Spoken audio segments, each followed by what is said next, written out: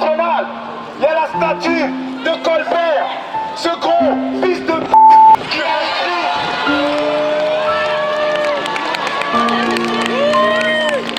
Ce gros fils de p*** qui a écrit le code noir. Le code noir qui a décidé que les noirs n'étaient pas des êtres. Et pour ça, et on va aller faire un tour là-bas. C'est comment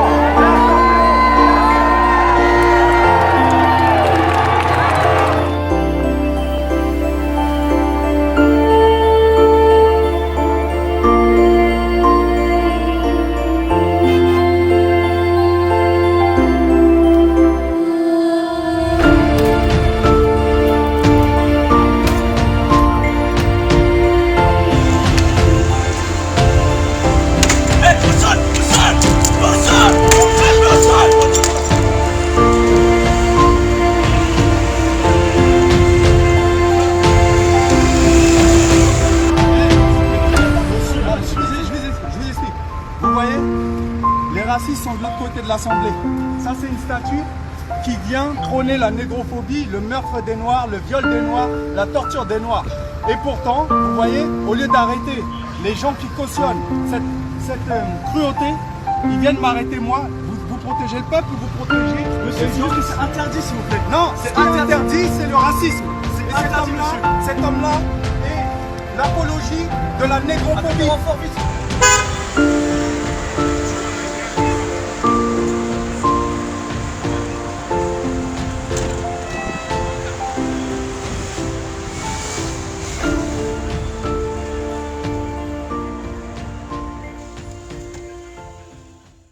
Alors on a fait appel parce qu'effectivement on a été devant la statue de Colbert et comme on dit, il y a deux manières, on a commis un acte là-bas, c'est-à-dire on a écrit négrophobie d'État aux lettres rouge sang et on a immaculé la statue de faux sang. Et pour quelle raison? Parce qu'en fonction qu'on emprunte les sentiers de la propagande et du racisme occidental et ceux du marronnage intellectuel, il y a deux manières de lire et de comprendre l'histoire et deux manières de voir la statue de Colbert. Et donc, soit on voit Colbert comme le grand bâtisseur, l'architecte qui a renforcé l'État français, soit on le voit comme le père fondateur de la négrophobie d'État et du Code noir. Et donc, nous, ce qu'on tient à dire, c'est qu'en dehors, à contre-courant du discours officiel, la race n'est pas née avec la colonisation. Elle préexistait en Europe sous la forme de race sociale où les nobles, ils sous-racisaient pour garder le pouvoir, les bourgeois, les travailleurs spécialisés, les vilains et les serfs, n'est-ce pas? Et autre chose, c'est qu'en plus, la race n'est pas née avec le racisme scientifique. C'est-à-dire que le racisme scientifique, il naît au 19e siècle, or l'esclavage racial, c'est-à-dire l'esclavage négrier, naît vers le 15e siècle. Donc, il y a une inconnue que l'histoire officielle cultive, et c'est celui-là qu'on va révéler, c'est le racisme religieux. Et le racisme religieux, qu'est-ce qu'il a fait? Il a transformé dans les laboratoires de sa propagande les Européens positivement en blancs. Et pourquoi il a fait ça? Pour matérialiser leur complexe de supériorité. Et pour cela, il a dû leur inventer une antithèse radicale. Et la plus radicale, c'est le noir. Et le noir, c'est donc les peuples afro qui ont été enfermés dans la prison chromatique du diable, des Européens, etc. Et pourquoi? C'est là où j'en arrive. Vous allez comprendre pourquoi je dis tout ça. Parce qu'en faisant cela, le racisme religieux a manipulé la métaphysique chrétienne. Et en faisant ça, on comprend mieux comment George Floyd a pu appuyer son genou sur la nuque, plutôt Derek Chauvin a pu appuyer son genou sur la nuque de George Floyd, parce que ça remonte dans les profondeurs de cette histoire. Et quand on nous fait croire que c'est Derek Chauvin le responsable, en fait c'est tout cet encodage qui démarre du racisme religieux, qui est relayé par le racisme scientifique, qui permet de comprendre que le racisme religieux, dès le départ, vers le 15e siècle, a donné un permis de tuer psychologique à tous les Blancs. Et donc, ça ne veut pas dire que tout Blanc à l'heure actuelle, comme vous ou d'autres, sont capables de tuer les Noirs directement. Mais ça veut dire que tout Blanc est un agent dormant qui peut être réveillé, comme Derek Chauvin, qui est un Blanc comme les autres, a été réveillé, n'est-ce pas? Et c'est de ça que nous, on doit se prémunir, et c'est pour ça qu'on a attaqué la statue de Colbert, parce que Colbert fait partie d'un des rouages principaux qui délivre ses permis de tuer psychologiques aux Blancs. Et donc, les gens ne comprennent pas que derrière ça, il y a la métaphysique de la race, et donc que la race se combat autant au niveau visible qu'au niveau invisible. Et c'est pour ça qu'on a attaqué la statue de Colbert, et qu'on est devant la justice aujourd'hui, qui croit qu'elle a raison, alors que nous, on sait qu'on a raison. D'accord. fait, vous répondez à ma deuxième question, mais la première question, c'était Oui. effectivement, c'était ça. Donc, il y a eu un premier jugement Oui. et il y a eu une condamnation et vous avez décidé de faire appel et je voulais comprendre la motivation de cet appel. Ah d'accord. D'accord. Il n'y a pas de souci, il n'y a pas de souci, parce que je garde Parce tout que ça aussi. non, j'aime bien aller dans le fond direct parce que les gens ils peuvent croire que c'est un peu superficiel notre action, mais la motivation de cet appel, c'est qu'effectivement, c'est là le problème, c'est que je ne peux pas m'arrêter aux aspects superficiels et l'aspect, il faut savoir que quand j'étais en garde à vue, lorsque j'étais arrêté pour cet acte qu'on dit délictueux, au niveau de la garde à vue, ils m'ont fait venir 4 à 5 fois en disant que le procureur ne comprenait pas. Et c'est qu'après, j'ai compris pourquoi ils m'ont fait répéter, parce qu'ils ont réécrit un acte d'accusation, je ne sais pas comment on appelle ça d'un point de vue juridique, qui leur a permis de borner l'acte d'accusation de manière à ne pas aller dans le fond et de manière à juger que l'aspect délictueux et non pas le caractère politique pour me faire passer pour un délinquant du fait qu'on ne comprenne pas pourquoi l'acte est en train de se produire.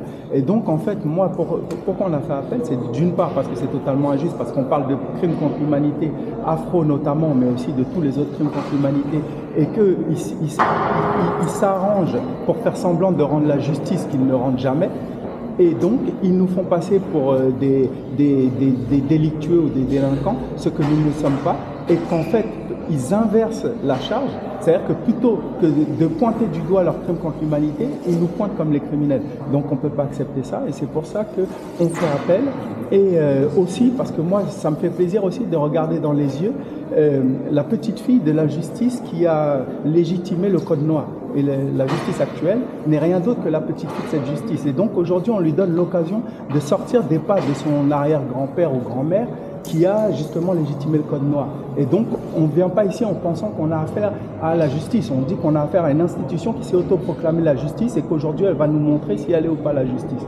Donc voilà, c'est un peu complexe, mais c'est pour vous dire, c'est pas pour des raisons simples qu'on est là et on n'est surtout pas là pour jouer. Et on est là aussi pour dire à tous les gens qui nous ressemblent, hein, frères et sœurs, etc., que il faut accepter, il y a une déclaration de guerre qui a été faite aux populations afro depuis le 15e siècle. Et il faut qu'on l'accepte et qu'on combatte à tous les niveaux, au niveau visible et invisible. Et c'est à cette déclaration de guerre qu'on vient répondre, parce que les criminels, c'est pas nous, c'est eux. Et il faut que ce soit clair. Et la justice, je vais dire, on la craint pas. C'est-à-dire ce qu'on appelle la justice, c'est dur de savoir parce que la justice ressemble aussi à l'injustice au niveau de la prononciation. Vous voyez, et on ne sait plus à laquelle des deux on a affaire. Et donc c'est pour ça qu'on est là. Et on est là surtout pour dire qu'on ne va pas se laisser faire, parce qu'il faut comprendre qu'il y a différentes manières de perpétuer le crime contre l'humanité qui a été entamé au XVe siècle. Et l'une des manières, par exemple, on les voit, et c'est ce qu'on appelle les armes invisibles. Par exemple, vous avez le chlordécone, qui est une manière de tuer encore les Noirs de manière invisible, où on traduit chimiquement le code noir. Vous avez encore, par exemple, la bichère, qui est une manière qui est un peu de transposer, par exemple, le franc CFA et d'installer les populations noires dans des situations de survie de manière à ce qu'elles puissent jamais créer, puisque toute leur énergie cognitive est orientée vers la survie plutôt que vers la création. Et vous avez donc la dette africaine, tout ça fait partie de cela, et tout ça sont que des traductions de la négrophobie, qu'elle soit économique, qu'elle soit chimique avec le chlordécone, etc.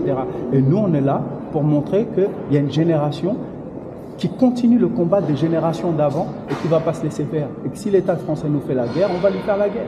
On parle bien de l'État raciste, on ne parle pas des Blancs qui peut-être comme vous sont de bonne volonté et comprennent le combat qu'on fait. On parle bien du racisme d'État, on parle bien de la suprématie blanche, on parle bien de la suprématie blanche qui se cache derrière les façades de la démocratie qu'elle a inventée pour continuer à perpétuer son crime contre l'humanité. C'est de ça qu'on parle. Et on est là pour riposter tout simplement et pour faire valoir non pas nos droits qu'eux prétendent nous donner, mais les droits qu'on va arracher. Voilà. Très concrètement, vous espérez quoi de cet appel de manière basique? Très concrètement, nous, là, on l'a dit à la dame, mais vous n'étiez peut-être pas là. Aujourd'hui, on vient regarder la justice, c'est-à-dire la petite fille de la justice qui a légitimé le code noir. On vient la regarder dans les yeux et lui offrir une chance de sortir des pas de son arrière-grand-père ou grand-mère qui a légitimé le code noir. Et c'est pour dire que pour nous, on sait que cette justice n'est que la continuation de cette ancienne justice qui nous a décrété non-être humain. Et il faut savoir que le code noir, pour nous, n'a jamais été annulé. Donc ça veut dire que concrètement, ça en dit long. Et donc ce qu'on espère, c'est pas tant savoir est-ce que cette justice va nous rendre justice, puisqu'elle nous a jamais rendu justice. Mais on est venu la regarder dans les yeux et on vient lui offrir une chance de sortir des pattes de son arrière-grand-père qui nous a traité de non-être humain et qui continue à faire courir cela, puisque la statue de Colbert est devant l'Assemblée nationale.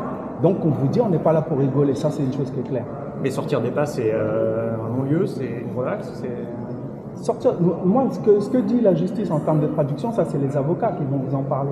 Moi, je ne viens pas là pour parler le langage de la justice. Je vous dis que la justice est l'arrière-petite-fille de la justice qui a légitimé le code noir.